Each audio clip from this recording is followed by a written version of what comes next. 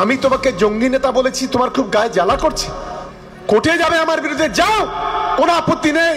আমরা কোর্টে দাঁড়িয়ে বলবো যে একজন সমাজ বিরোধী জঙ্গি যদি কেউ থাকে তার নাম হচ্ছে নওশাদ সিদ্দিকী। এটা আমি দায়িত্ব নিয়ে বলছি। ওকে কোর্টে নিয়ে এসে হাজির করব, আমি ওর মতো অবান্তর মন্তব্য করব না। কাঁটা দিয়ে কাঁটা তোলা যায়, গন্ধ দিয়ে গন্ধ ঢাকা যায় না, ওটা তো গন্ধ, ও তো পচা। ওকে আমি কি গন্ধ দেবো নাকি স্যার? সমাজ পচে যাবে তো। ওর জবাব আমি পেনের খোঁচাতে দেবো, 5 টাকার পেনের খোঁচায় ব্যাটাকে টেনে নিয়ে কোর্টে আনবো, আপনারা দেখে নেবেন। ও ব্যাটাকে কোর্টে এসে স্যালেন্ডার করাবো, এটা আপনাকে চ্যালেঞ্জ করছি। ওকে এসে স্যালেন্ডার হতে হবে কোর্টে, যদি এই ধরনের মন্তব্য করে থাকে।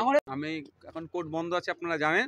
2 তারিখে কোর্ট খুলবে, তারপরে বুঝতে পারবেন ব্যাটাকে কোথায় নিয়ে আসছি। যত রকম অন্যায় আছে সেখানে তৃণমূলের উপস্থিতি। রাত থেকে এলাকাতে ডোনারদের আসতে বাধা, এবং কি বলবেন তারপরেও যে সফল করলো আইএসএফের যে শোনেন ভাই, এরা তৃণমূল কংগ্রেস নোংরামির চরম জায়গায় পৌঁছেছে, যে শেষের দিকে এসে দাঁড়াচ্ছে।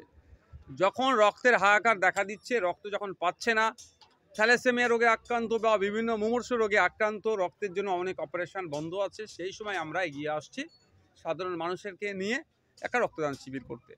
এখানে দেখুন অলরেডি 80-র কাছাকাছি চলে গিয়েছে, 100 জনের টার্গেট আছে। তো ব্যাপারটা হচ্ছে এটাই যে সেখানেও তৃণমূল কংগ্রেস বিরোধিতা করছে। এটা তাদের সময় ঘনিয়ে এসেছে, তারা বুঝতে পারছে, এই জন্য তারা মানে উঠে পড়ে লেগেছে, শেষ কামড় দেওয়ার চেষ্টা করছে। তো এটা চরম অন্যায়।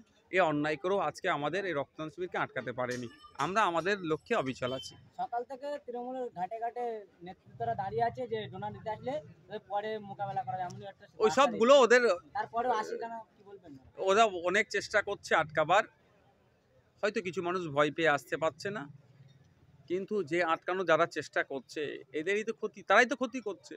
আজকে রক্ত দিতে আসবে, রক্তদান শিবিরে আসবে, আরজি করার নির্যাতিতা তিলোত্তমা স্মরণের রক্তদান শিবির হচ্ছে, সমস্ত সমাজের মানুষ এগিয়ে আসার চেষ্টা করলেও তারা পারছে না। তাদেরকে যারা বাধা দিল, এই বাধার জবাব তো তারা ভোটের মাধ্যমে দেবে। তিলোত্তমার মা কাঁদছে, কিন্তু এখনো তিলোত্তমা বিচার পেল না। শুধু তিলোত্তমার মা কাঁদছে না, বাংলার মায়েরাই কাঁদছে। বাংলার যাদের বাড়িতে মেয়ে আছে তারাই কাঁদছে। কারণ আজকে যদি এই তিলোত্তমা বিচার না পাই, তাহলে আগামী দিনে আমার বাড়ির মেয়েগুলো তো কীভাবে সুরক্ষিত থাকবে, প্রশ্ন থেকে যাচ্ছে।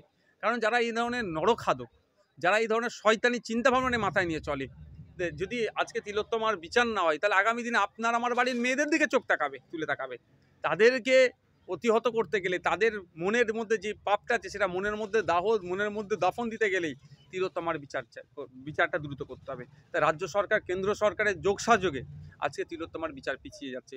অপদার্থ সিবিআইকে আমরা ধিক্কার জানাচ্ছি, এবং সাথে সাথে এটাও জানাচ্ছি আমরা গিয়ে ডেপুটেশন দিয়ে এসেছি দ্রুত বিচার প্রক্রিয়া যাতে শেষ করা যায়, সেই জন্য সমস্ত ধরনের মেটেরিয়ালস কোর্টের হাতে তুলে দেওয়ার জন্য আমরা সিবিআইকে জানিয়েছি। দিকে দিকে ধর্ষণ এবং খুন বেড়েই চলেছে, তাহলে কার প্রতিরোধ হচ্ছে এটা? দেখুন ব্যাপারটা হচ্ছে, এটার প্রতিরোধ করার জন্য তো আর আপনি পারবো না, প্রশাসনকে সক্রিয় হতে হবে। আর যারা এই ধরনের অন্যায় কাজের সাথে যুক্ত তাদেরকে দ্রুত শাস্তির ব্যবস্থা করতে হবে। স্পিড আপ কোর্টের মাধ্যমে, ফাস্ট ট্র্যাক কোর্টের মাধ্যমে এগুলোকে যত দ্রুত ব্যবস্থা করা যাবে, তাহলে এইগুলো কমবে। অন্যথায় যারা অপরাধ করছে তারা মনে কি করছে, আমার পেছনে পার্টির সাপোর্ট আছে। একটা খুন করলো, যে ছেলে, তাকে যখন পুলিশ কাস্টাডি থেকে মানে কোর্টে যখন তুলছে, তখন সে প্রকাশ্যে বলছে আমি তৃণমূল করি। তার মানে কি বোঝাতে চাইছে, যে আমার পিছনে একটা বড় ব্যাকআপ আছে, তাহলে আমার অন্যায় করার প্রবণতা আরও বেশি, এই ধরনের একটা বোঝাতে চাইছে। ওটা শুনে তো আরও 5 জনের মনে তো সাহস যোগাবে, অন্যায়ের ক্রিমিনালি অ্যাক্টিভিটি করার তো আরও প্রবণতা বেড়ে যাবে। এর জন্য তো শাসক দায়ী। এই যে ছবি ভাইরাল হচ্ছে বা প্রকাশ হলো, তাহলে কি ক্রিমিনালের আতুরঘর হচ্ছে তৃণমূল কংগ্রেস, কি বলবেন? দেখুন, যেখানে যত রকম অন্যায় আছে সেখানে তৃণমূলের উপস্থিতি। যত রকম অন্যায় আছে, বাচ্চাদের ট্যাব চুরিতেও দেখো তৃণমূল জড়িয়ে গেল, যে ট্যাবে টাকা দিচ্ছে সেখানে তৃণমূল জড়িয়ে গেল। যত রকম অন্যায় আছে সেখানে তৃণমূলের জড়িয়ে আছে। স্বাভাবিকভাবে আতুরঘর বলবেন না গোডাউন বলবেন না ফ্যাক্টরি বলবেন, আপনারা ডিসাইড করেন। যিনি ওয়াকফ বিল নিয়ে পার্লামেন্টের মধ্যে গ্লাস ভেঙেছিলেন, তারাকে দেখলাম বিজেপির নেতা যোগী আদিত্যনাথের সঙ্গে সাক্ষাৎ করতে ফুলের তোড়া দিয়ে স্বাগত জানাতে। যেই সমস্ত ইমামরা কল্যাণ ব্যানার্জির নাটকের বরে ফুল নিয়ে গিয়ে দিয়েছিলেন, সেই সমস্ত ইমামদের কাছে আজকে জবাব দিয়ে আমি করছি। আমার ধর্মীয় পরিচয় ইসলাম ধর্মের একজন অনুসারী হিসাবে আমি বলছি, তাদেরকে জানতে চাইছি, এবার আপনারা মুখ খুলুন। ও তো নাটক করে হাত কেটে মুসলিমদের কাছে মাসিয়া সাজার চেষ্টা করলো। আর যে যোগী আদিত্যনাথ যে হাতে মুসলিমদেরকে গুলি করে মারছে তার পুলিশ, সেই হাতে কিভাবে ফুল তুলে দিল, এর জবাব পশ্চিমবাংলার সংখ্যালঘু মুসলমান এবং সংখ্যাগুরুরাও দেবে। যে বিজেপি সরকার মানুষের মধ্যে বিভেদ করার চেষ্টা করছে, তাকে হাসি মুখে ফুল দিচ্ছে, এ থেকে বোঝা যাচ্ছে যে বিজেপি আর তৃণমূলের মধ্যে কত ভালো সম্পর্ক, আর কল্যাণবাবুর সাথে বিজেপির কত গভীর সুসম্পর্ক আছে। কোর্টে দাঁড়িয়ে বলবো একজন সমাজবিরোধী জঙ্গি যদি কেউ থাকে তার নাম নওশাদ সিদ্দিকী, মন্তব্য করলেন সওগাত মোল্লা। দেখুন, আমি এখন কোর্ট বন্ধ আছে আপনারা জানেন, 2 তারিখে কোর্ট খুলবে, তারপরে বুঝতে পারবেন ব্যাটাকে কোথায় নিয়ে আসছি।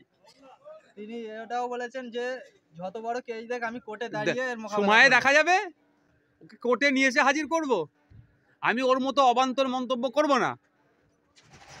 কাঁটা দিয়ে কাঁটা তোলা যায়, গন্ধ দিয়ে গন্ধ ঢাকা যায় না, ওটা তো গন্ধ, ও তো পচা। ওকে আমি কি গন্ধ দেবো নাকি? স্যার সমাজ পচে যাবে তো।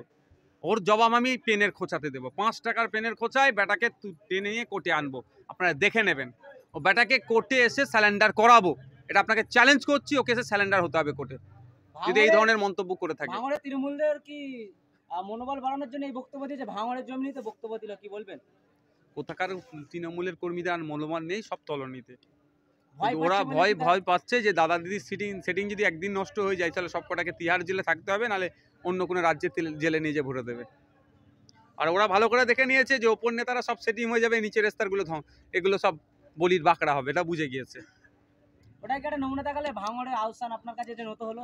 না, দেখুন ব্যাপারটা হচ্ছে উনি একজন লিডার হিসাবে ওখানে যে ভূমিকা রেখেছে, সত্যি অস্বীকার করার কোনো জায়গা নয়, লিডারের ভূমিকা পালন করেছে। আর ওখানে যেগুলো হচ্ছে, এগুলো হচ্ছে সিন ক্রিয়েট বলে। আমাকে ভেবেছিল আটকে দেবে। আমি আপনাকে বলে রাখি, আমি বিধায়ক ভাঙড়ের যে কোনো প্রান্তে যাব, কারো ক্ষমতা নেই আমাকে আটকাবার, এটা আপনাকে বলে রাখছি।